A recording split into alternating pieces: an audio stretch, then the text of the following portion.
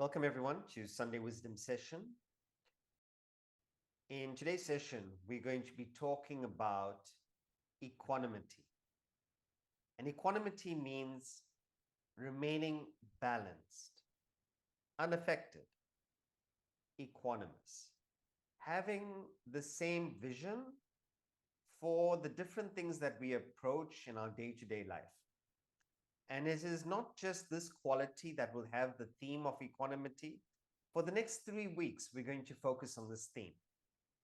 This quality, and now we're towards the end of this portion of the Bhagavad Gita, chapter 12, where we're studying 35 qualities in detail, taking up one quality a week. In this quality, it's quite overarching. It describes the different levels of the personality. So the quality that we're going to be discussing today is Samaḥ. Sama means same, and that's the equal vision. Śatrau cha, mitre cha means alike to friend and foe. So a person of evolution, a person on the path of truth, treats enemy and friend the same. Then he says, tathā mānāpmānayoḥ śītoṣna-sukhaduḥkheṣu. Honor and dishonor, heat and cold, joy and sorrow. What do you notice about these words?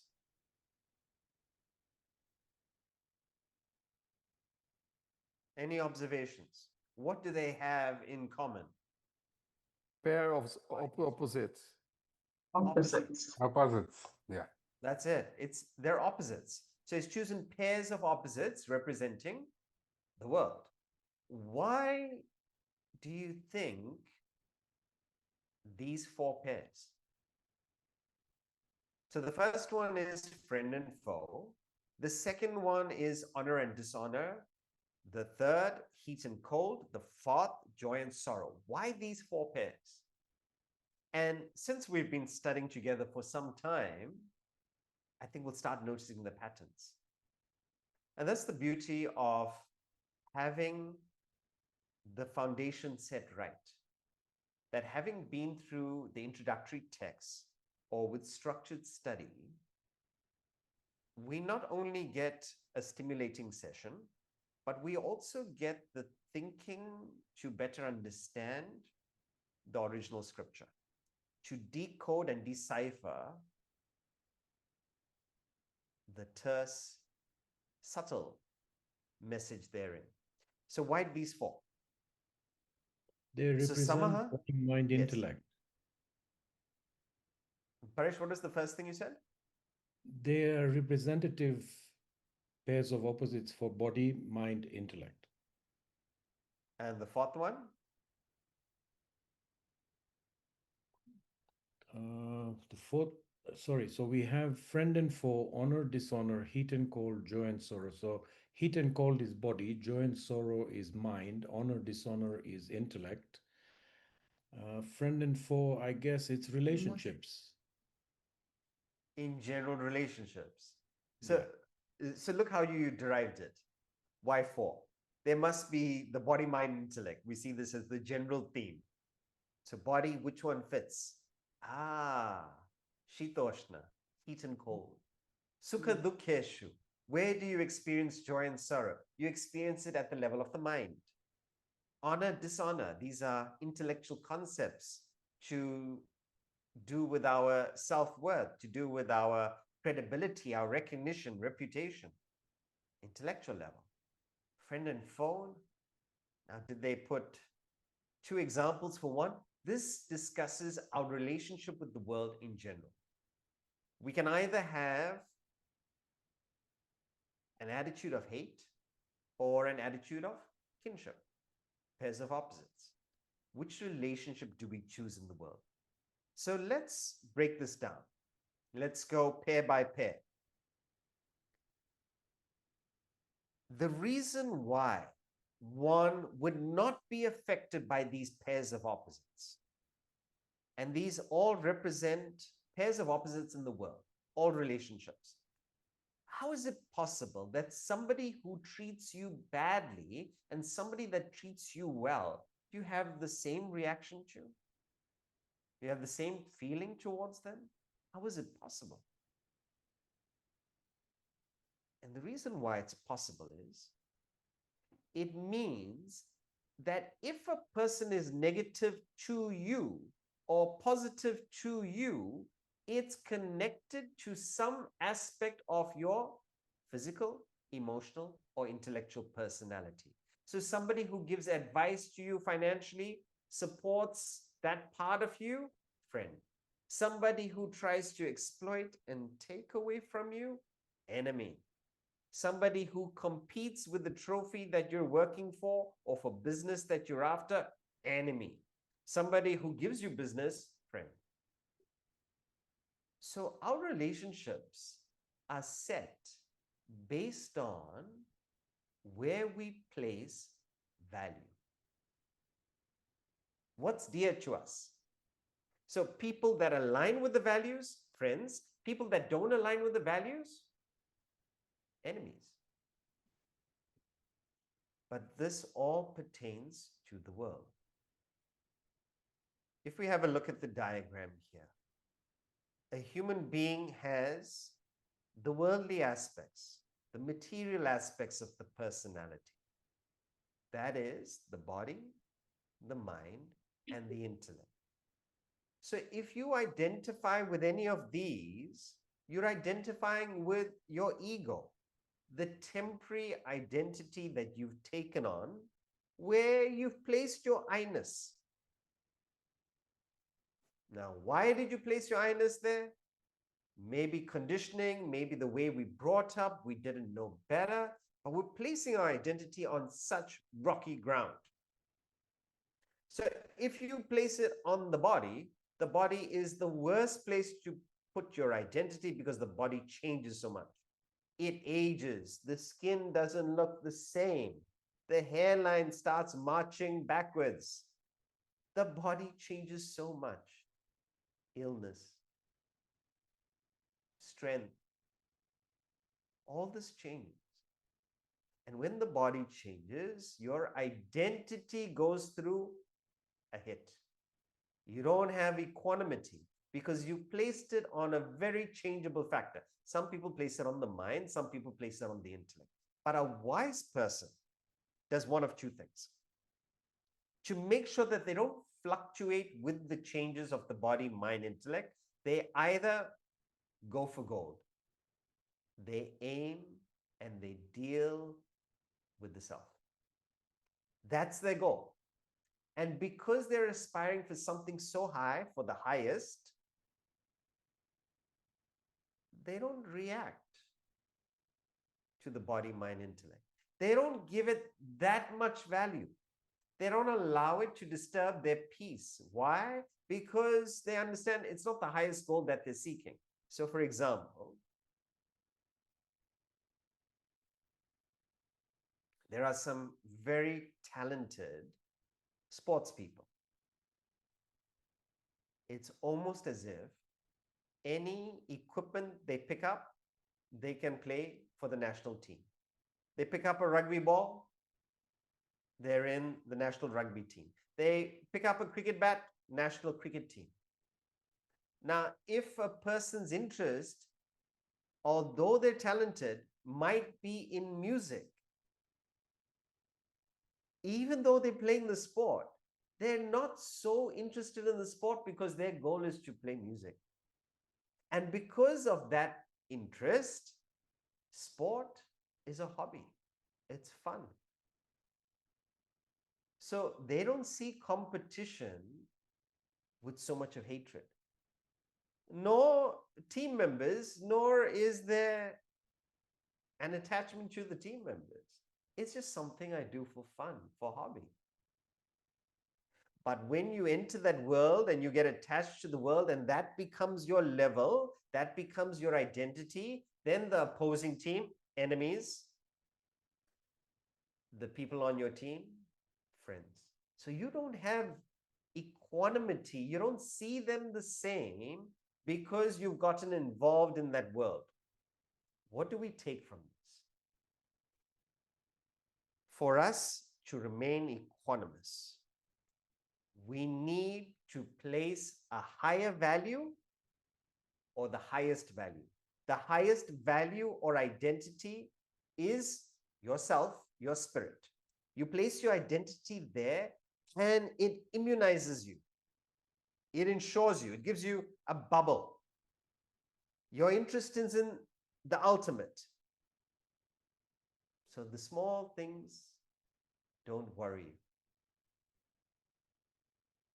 Have you heard of the book, Don't Sweat the Small Stuff? And it's all small stuff anyway. So why is it that we may get upset when a family member says something about us? Why is it not small stuff? And it's not small stuff because we don't have the relative escalation, the relative height to look at it in perspective. So if you're at the same level, it looks larger than it is.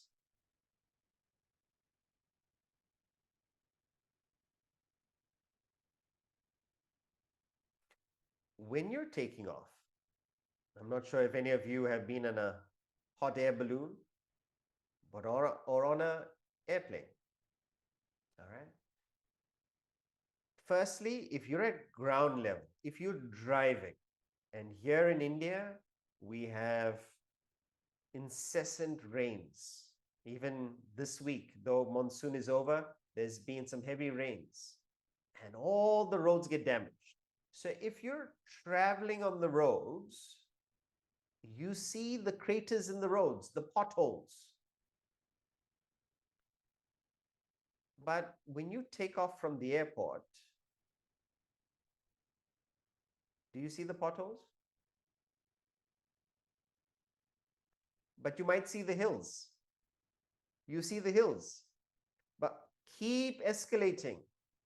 And then the hills start looking flat. The buildings start looking flat. And then keep escalating. You see mountains. Keep rising.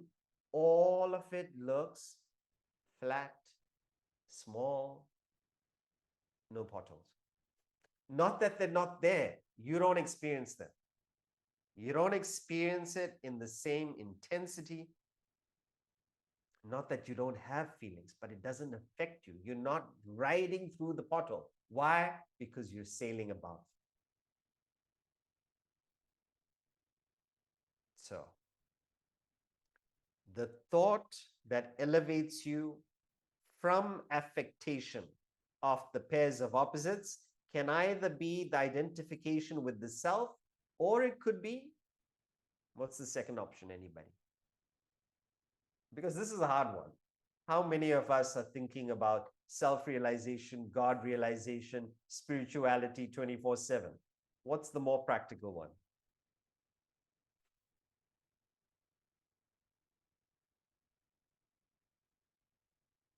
Taking responsibility of my reactions rather than blaming others, and check my weaknesses, insecurities, and deal with them and overcome them. Taking responsibility of my actions, okay.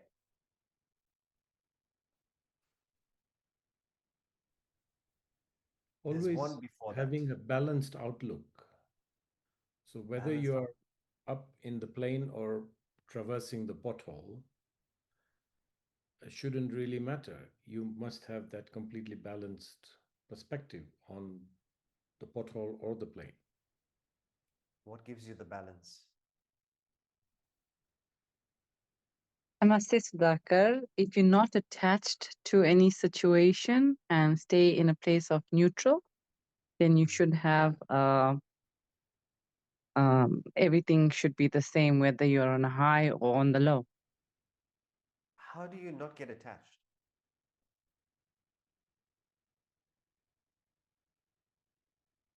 Shakila, using intellect, okay.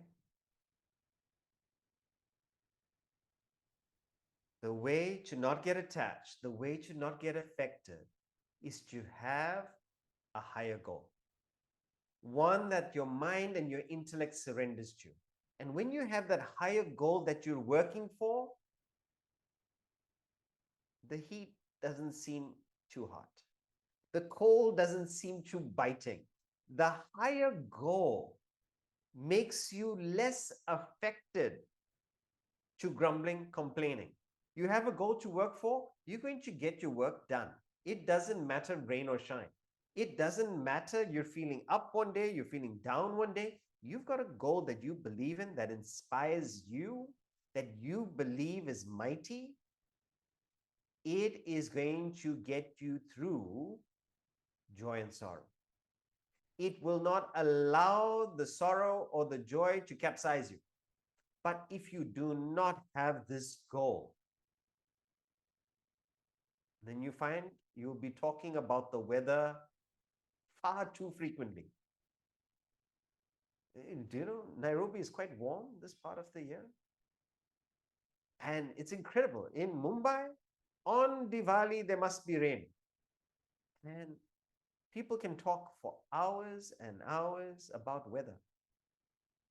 And the reason they can do that is absence of higher goal. What is your higher goal? And if you have a higher goal, all the stuff that does not pertain to your goal becomes small stuff to you. So if you find yourself getting upset by what you yourself proclaim as a simple thing, a small thing, a minor thing. I lost my temper for this comment. I lost my temper in traffic. It's because we do not have higher goal that we're convinced in. What does a higher goal mean? A higher goal means something that inspires us, something that makes us work for something larger than just satisfying this body, mind, intellect, this ego. Now, what is that goal for you? And that's the question that we can further. I saw something about a gentleman in South Africa, and he got upset that there were so many parts of his town that were neglected.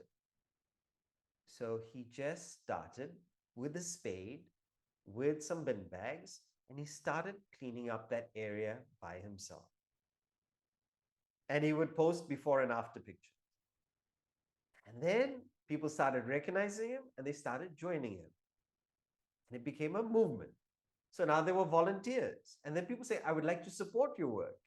Can you do our town also? But look at the idea. The idea was, let me clean up an area that all of us town residents can benefit from, can appreciate, can walk through without holding our nose, without looking where we're going. What a thought. So it was a simple thought. It was just maybe my street, maybe my town. I know one lady where she was so inspired to do more than beautify her house. She had to fight with the municipality, and she got trees planted on her road. And she won that. And that was her cause, her mission, just for her street. But then people started noticing the street is very beautiful, so she took up a larger area. But this is the idea. It does not matter how large it is. It matters what is your capacity, and are you stretching it? Are you inspired by it? And you take the same talent. You don't have to change the work necessarily. You just have to change the why. And if that why is strong enough, the pairs of opposites in the world just go, they deflate. But when the focus is on the ego, the problems inflate.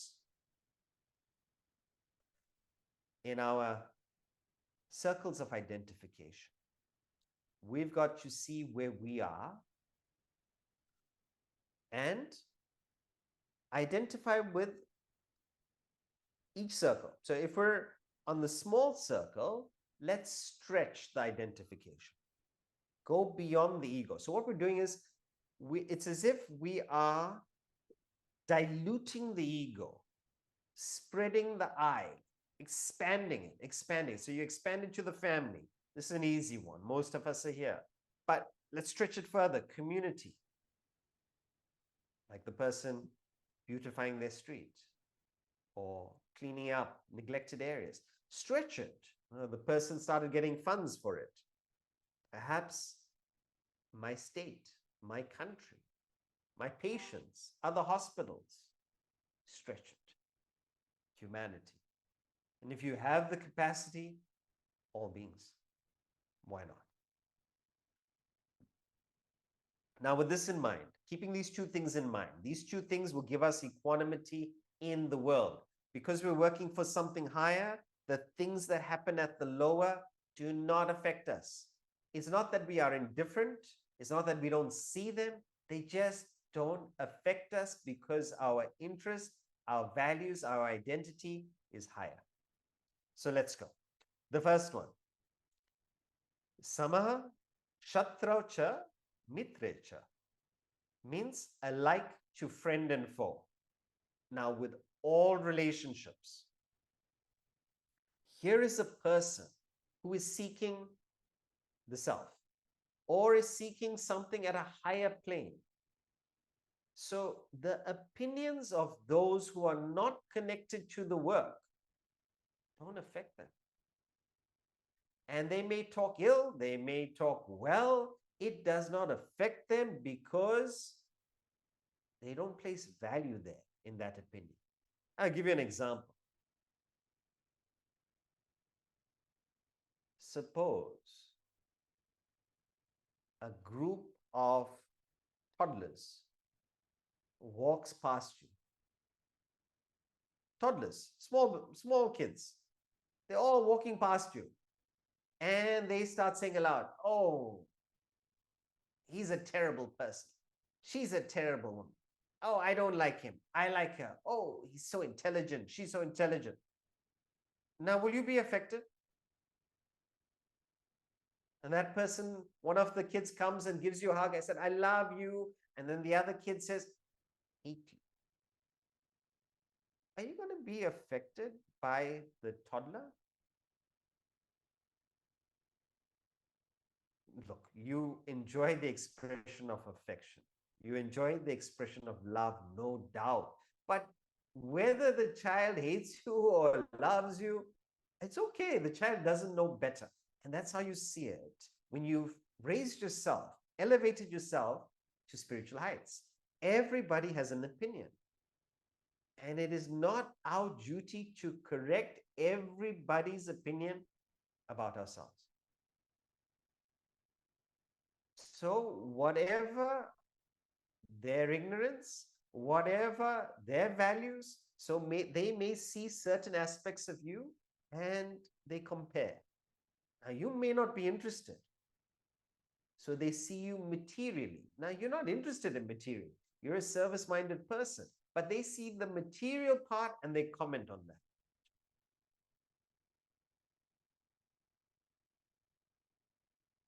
Because of your elevation. And it's not a superiority complex. It is a maturity, not superiority. It's a growth. It's an understanding. I have different interests. And because of my different interests, because of my large interests, I don't get into these comments. I don't get into these negative, loose, uninformed comments. There's another way that we can practice this quality of being equanimous with people. Why do we have friends?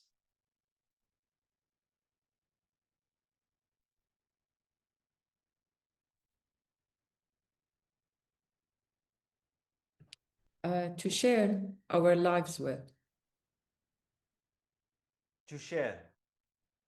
Wonderful. That's a great motivation for friends. Mhm.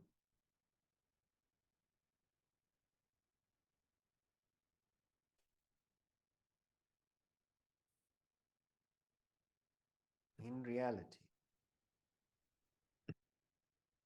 friends are those who can support us. And in times of need, those are the people that we call. Vice versa. We understand that there is a obligation as well to friends. I'm thinking, like, why not? You could share your life with everybody. Why do you choose those particular people? And definitely a higher relationship is common values, no expectation. But really, when we do it in the context of friends and enemies, it's those that are there for us and those that are not there for us, or those that even sabotage our efforts. So if we look at it, these preferential relationships, they come about because we have needs from people. And this is understandable. We have needs. A person satisfies that need for companionship, for support, for praise, for perspective, and they're our friend. One way that we could perhaps aspire to practice this quality, and you can see the countries that behave like this, even in their diplomatic relationships. If you become self-sufficient, means imagine if you have a relationship without the need. What is that relationship? Then you're just sharing. There is no agenda, there's no axe to grind, because you don't need anything. So why are you entertaining that person? Because they happen to be there at that moment. You have the capacity to entertain, you have the capacity or the time or the inclination, the duty, but you don't need anything from that person because you're self-sufficient. So when you're self-sufficient, it is difficult to be affected by the enemy. Why? Because there's nothing that the enemy can do to you because you're already full. Nor is there an extra value for the friend because you're already complete. So it's more, what can I do for you? And this quality of self-sufficiency, it's not in these 35 qualities. It's in other qualities that we take up. What a powerful quality this is, because it frees you from these opposites. It frees you from the opposites that come from need, desire. So the more self-sufficient you become, the more you view friends and enemies equally. The next quality is equal in, and we'll start at the physical level. So in general, all relationships, you don't have such extremity of relationships, alike to friend and foe. Now we'll go from the physical level, heat and cold. So just as we are saying, if you don't have a higher goal, you feel the heat and cold. When you do have a higher goal, if you go to study abroad, you go as on a particular duty. We've been fortunate to interact with some ambassadors of India, and they get stationed in such different places of the world. Some are very warm, some are very cold, and they're uprooting their whole family. But there's not a complaint because they understand or they value what they're doing for that country and what they're doing for India and representing India. So heat and cold doesn't bother them. No doubt they feel it, but they've got a higher mission. And while speaking about ambassadors, the same thing for us. So if you look at our suitcase, you won't be able to guess which country we're going to because we pack for all countries. There will be gloves, but there will also be shorts because some places very warm, some places very cold. And this is all part of our long tours. We go southern hemisphere to northern hemisphere, west to east, etc. You don't allow the heat and cold to affect you because of the higher goal.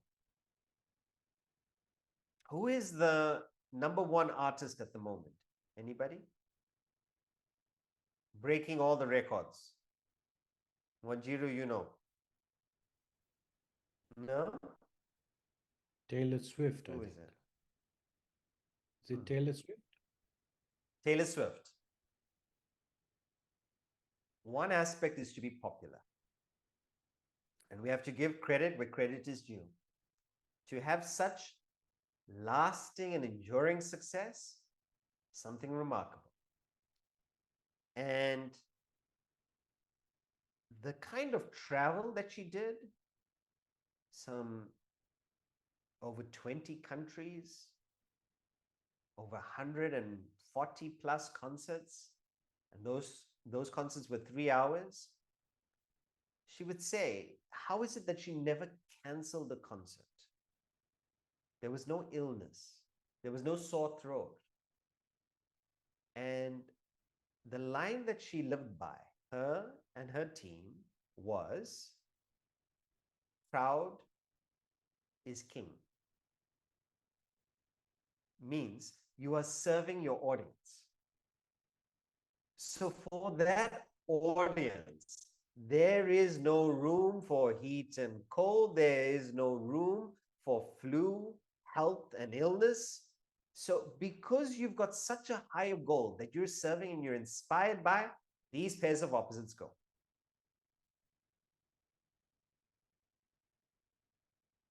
We have a variety of students at the Vedanta Academy. And same thing.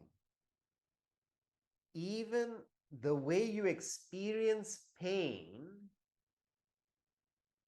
depends on your outlook, depends on your identification with the body.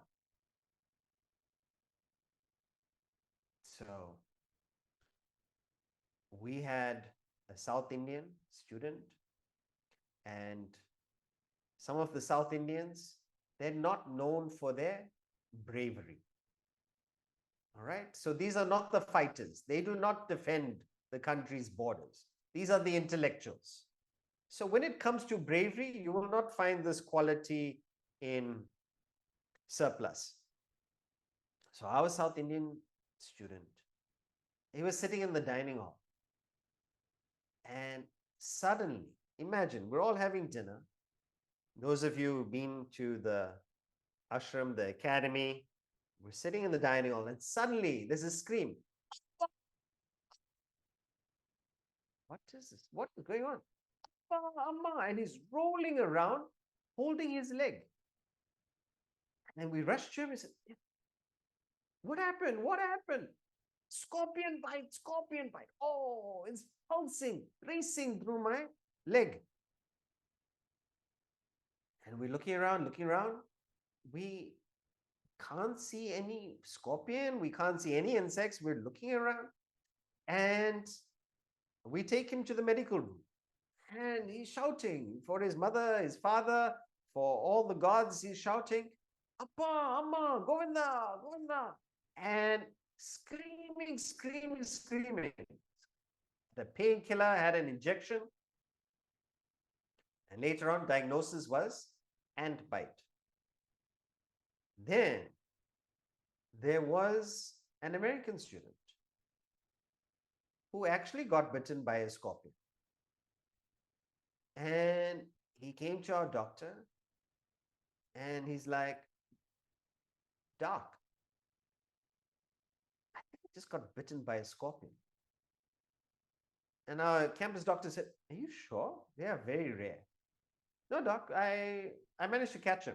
He got bitten and then he went looking for the insect and caught him in the bottle. It was a scorpion. I think here he is. I think it's a scorpion. The doctor fainted. How is it that we have different experiences of pain? Some people, when they get the flu, it's as if they're on their deathbed. Terrible patient. Oh, please give my love to the children. Tell them I love them. You just have a runny nose. Why so much of drama? And some people, they go through such illness with such resilience, with such cheer. Why? Higher goal. It is our attitude, it is our mindset. It's not that the pain is not there. Our relationship with pain changes based on what you identify with. If you identify with the body, that pain is extreme for that person. But if you want to feel pain less, not go up when there's no pain, down when there is pain, higher goal. Swami Parthasarathy started the Vedanta Academy and travels with very little. And the stories that we hear about in some centers, he wasn't sure. He would be invited, but he wasn't sure whether he's going to be reimbursed for his meals. Because when we travel, we're doing it as a service. The public lectures, etc., is being hosted, but the host never told him, what does he do for lunch? Does he put it on the hotel room? He doesn't know. So he's trying to save everything to build the academy. This is in the early days, in the 80s and 70s, 80s. And he would buy a packet of peanuts for lunch. And that would be lunch. A packet of peanuts, not sure. And all these different stories, the different places that he ended up staying, not comfortable. And that too, sometimes traveling with Amma, Swamiji's wife. And the one time they were put up in a hostel premises. And in the middle of the night, a gentleman walked in. They didn't realize it was an open, large room. Just one curtain separating. All these experiences. So then we asked Swamiji, how did you manage with all this difficulty? Can anyone guess what he said? Swamiji, how did you put up with all this hard life? Because this was not too long ago. So he was over 50. What do you think? What do you think he said? What do you think he replied? Higher What goal. difficulty? Sorry? What difficult? It's not. Exactly. He said, I've not known a day of difficulty in my life. This is it. It is the cost for the goal that you've chosen. And if you're inspired by that goal, that is the cost that you've chosen to do. Do you complain that the cost of a watch is so much? You say, I want that watch. This is how much I pay. What is the difficulty then? This is the goal that I'm working for. This is the effort that's required. I'm putting in the effort. It's so simple. But do you have that goal? And are you prepared for its price? Joy and sorrow. Joy and sorrow, it's a procession, one after the other. And we've got to understand both in sorrow as well as joy, anytime either can go and must pass. So if you get attached to joy and joy passes and sorrow comes along, disappointed, depressed. If you get attached to sorrow, you're going to miss the joy. You are living in regret, you're living in depression, you miss the joy that's followed. You miss the opportunity. So we've got to understand both joy and sorrow, they're at the level of emotions. There are aspects in life that align with our likes and dislikes. Sometimes they don't align. And when they align, great, enjoy it. When it doesn't align, tathā. Tathā means endure it. So one is enjoy when it's aligned, but when it's not aligned, endure. It's okay. Like, I'm prepared for this. I knew sorrow is coming. And since I knew sorrow is coming, I can put up with it. No problem. This is part of what I was prepared for. We have our nieces from London here with us this week in India. It's their first time in India. And what we're finding, so practical in engaging with them, because it's quite a change for them. They've not experienced India. They've not experienced the crowds. They've not experienced walking on an Indian street, Mumbai. Is that if we share with them beforehand, this is what we're going to, this is why we're going to, this is what you can expect. Look, there will be more people on the street, but they're not looking to harm. They're just living their life. So if it gets a little bit overwhelming, just let us know. We'll stop. We'll go into a shop. No problem. Because they were prepared for it, they said, oh, this is what you meant. Oh, this is the crowd. This is the crowd. Yeah. I can't see anybody. They're on the shorter side. This is the idea. It's if we prepare for it, if we know that life is not just joy, joy, joy, joy, joy, nor is it sorrow, sorrow, sorrow, but it's this combination, then you don't get attached to either. You let them pass. But the same thing, the higher goal frees us from these emotions. You keep moving, you keep functioning because of the higher goal.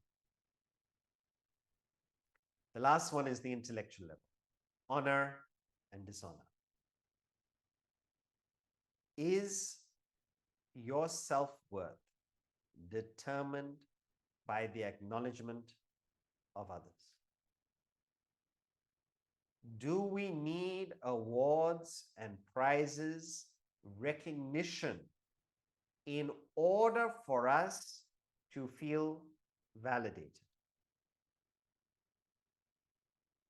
The other way of looking at it is, if somebody says something negative, or if something is printed negatively about us, how much does that affect us?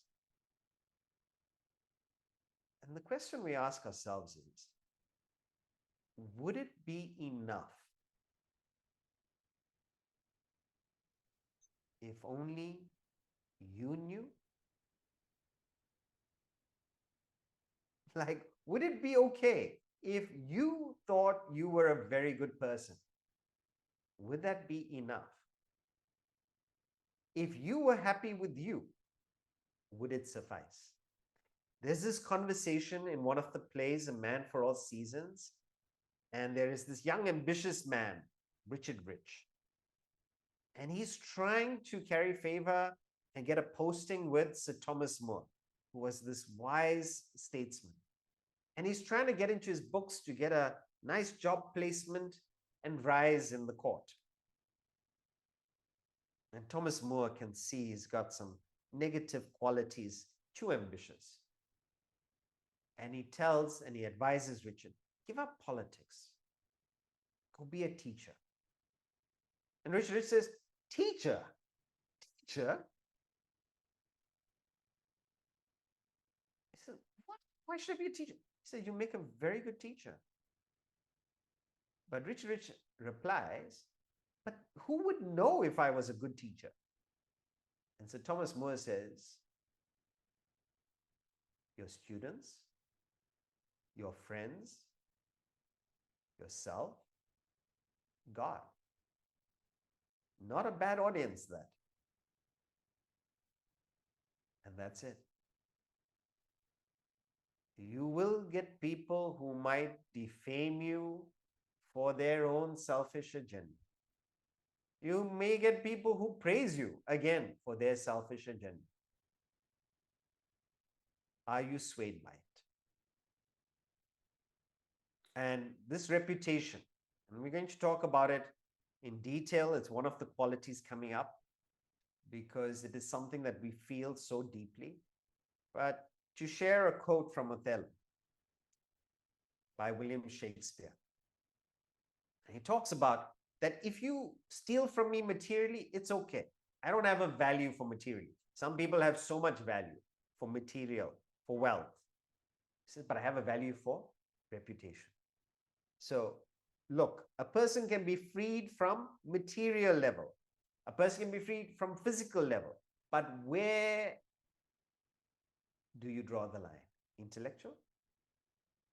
So here's the quote. Who steals my purse, steals trash. Means I don't have a value for it. He's stealing trash. Tis something, tis nothing. Means, yeah, okay, he stole some money. It's nothing. It's something, means there is some value, but it's also nothing. Doesn't mean so much to me. It was mine, 'tis his, means money, wealth changes hands and has been a slave to thousands. Means so many, it circulates and passes, never quite yours. But here's where this person is affected. But he that filches from me my good name robs me of that which not enriches him and makes me poor indeed. So it doesn't enrich the robber because he's only taking your good name. But it makes this person poorer because he's attached to his reputation. He's attached to what others think of him. If you have a higher goal that you are inspired by, is that enough? If your soul is full, if you are aligned with the Spirit, is that enough? If it is, you see honor and dishonor alike. Let them talk, because they will. So, how do we get this equanimity? Let us assess the world. World is pairs of opposites, but let us anticipate. And anticipate means to proactively prepare for the other side, to prepare for enemy, to prepare for cold or heat, whichever one you don't like. Prepare for sorrow, the other half, the other opposite that we don't entertain, we don't anticipate and prepare for. Prepare for sorrow, prepare for dishonor. And if you are prepared for these, if you've assessed it, that it's not life being cruel, it's just life being life, because life is in this world of opposites, you're okay. But then with higher values, elevate. So if you are anticipating and you're elevating, you're identifying with the higher goal or with the self, the spirit, you will be alike to friend and foe, heat and cold, joy and sorrow, honor and dishonor. That's our quality of the week. For this week, we have a question on the consequence and power of thought. Do thoughts have consequences even if not acted upon?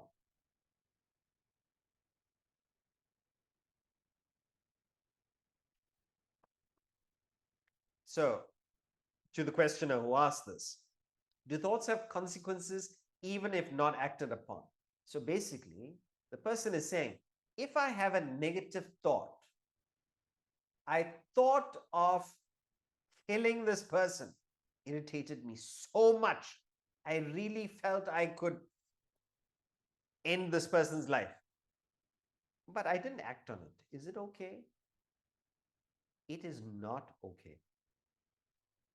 Because thought is a cause. And you've put that cause out there. It is not that it disappears. You sowed a seed. You've created a momentum. If we look at revolutions, it started with one comment, a series of comments. It started with an event. We look at world wars, and you can find like that one point where it all started. And it was just a thought. Because thought is potential energy. And whilst you may not act on it then, thought after thought builds momentum, where it gets to a point that even if you would not like to act on it, you do act on it because of the power of that desire. Thoughts become desires. Desires become actions. Thoughts have consequences. They are the unseen causes, shapers of reality. So we have to be very, very careful, not just of what we do, but what we think. Even at the mental level, there is cause and effect relationship. If you think of yourself all the time, the ego, selfishness, you will be agitated. So cause, selfish thoughts. Effect, agitation. Unselfish thoughts, cause, effect, relative peace. So thought has consequence. And just because we can't see thought, we tend to dismiss its power. But it is the unseen shaper of societies, of cities. We see this. One leader with a thought, how a city and a country is transformed. Even look at so many companies. Can we say if a person's just been thinking, but not yet started the company, that there's no consequences? No. That thinking is a buildup. And when the person is ready to put it into action, you suddenly see, and you call the person a genius, but no, they've done all the thinking leading up to it. The action is just the manifestation. You've got to look at all the thought behind it.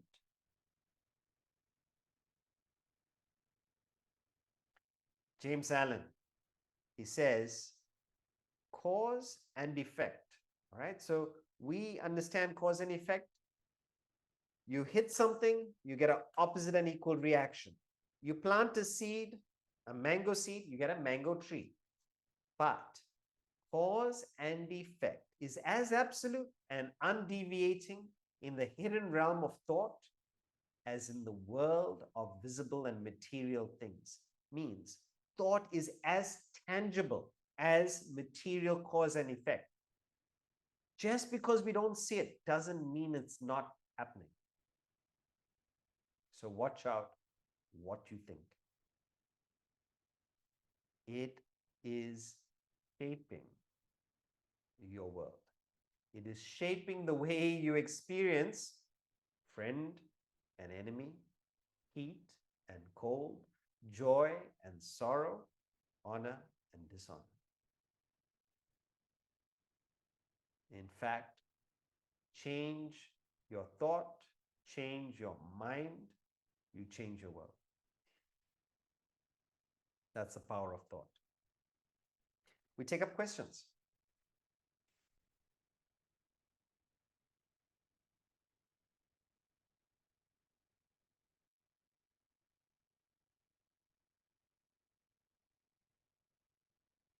Yes, Sonia. Namaste. I put a couple of questions in the chat. One is, is it is it enough for me to know that I am acting based on my values and higher goals, versus someone recognizing me for my values? It's not always easy to do, but that's how I have tried to process it, the recognition part of it, because you don't always get recognized even though you're doing the best. So just let that be and focus on the act. Is that the right approach? And then the difference between conscious and unconscious mind, and is thought, as you mentioned, part of the unconscious, or how does that work? Sure. So your first question, is it enough for it just to be myself that values what I'm doing and not being recognized by others? It really depends what field that you're in and what are the conditions, what are your goals. So if you're an artist, it could be enough.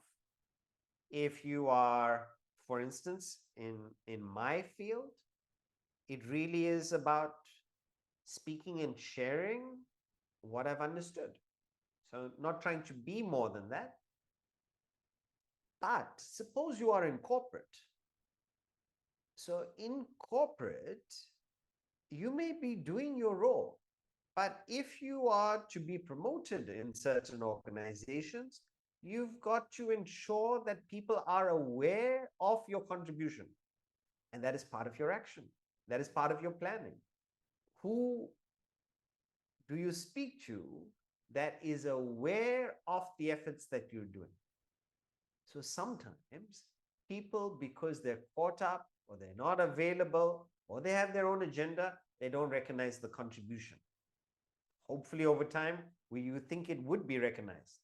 But because of the different agendas or lack of availability, we've got to bring it to awareness. So in certain aspects, we've got to make people aware of our contribution, depending on the context. It may not be enough. So it depends on your goal, Sonia. And then the second part is, can you explain the difference between conscious and unconscious mind?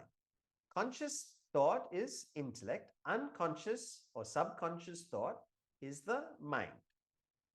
Whether it is subconscious or conscious, it's having an effect. So subconscious means it's going by itself. It's flowing by itself. Now that is dangerous because you don't know which direction it's going in. Conscious means you are steering and directing the flow, redirecting. So you're creating dams and you're creating the flows where you want it to go. So conscious thought is powerful. That's the job of the intellect. Thank you so much.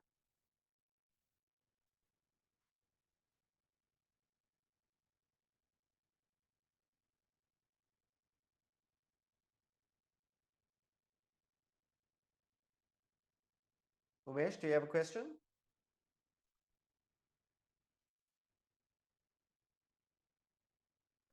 No, not a question, Doug, but just a, well, we are discussing thoughts, just a thought that I think the key to equanimity and all these qualities and virtues of a devotee that we are discussing is right thinking. And the question then is, how do we bring ourselves to attain right thinking? And we know the answer to that, but it's just a pause for reflection. Right thinking is the key.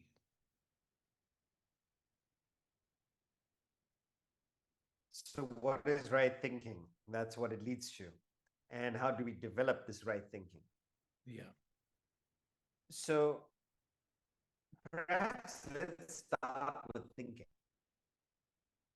And the way to start thinking is to question. Because if we don't question and we just accept, that is that subconscious thought that Sonia asked about. It's just absorbing and going with the flow, which may be disastrous, may end us in a place we don't want to be. So let us question, because as soon as we question, we activate the intellect. We become aware. Once we question, we don't get the answers. We may not have the capacity to, or we may get or end up with the wrong answers because the intellect is not so strong yet. But if with guidance, with material that both challenges us to question and seek higher and better things from life constantly, we find that this intellect starts getting sharper. So we start from questioning and questioning to getting wrong answers, to questioning and getting right answers, questioning and getting better answers. This is the evolution of thinking. But for that, it is helpful to have somebody who's on this path of intellectual development, of life development. And that's where Vedanta comes in, because it offers a structured self-development program where it gets us to question, but it also gets us to go deeper and progressively further in the subject. So that's the guide. So this would create right thinking.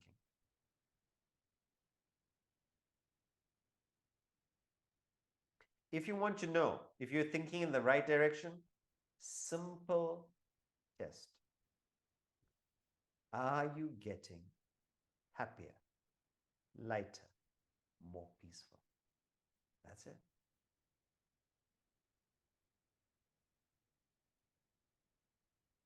Floated. Yeah. Thank you, Sudhakar. Yeah, that makes a lot of sense. Okay, then, everyone. We close the discussion there for today. And we continue next week. For November, we will be in Rishikesh, which is an inspiring place to speak from because it is where Vedanta was originally researched, shared, taught, interacted with, and that's the Himalayas. So we will be in the Himalayas for the next month, where we're there for lectures, but it's a wonderful place for reflection, and looking forward to sharing some of those reflections with you next week. Hari Om.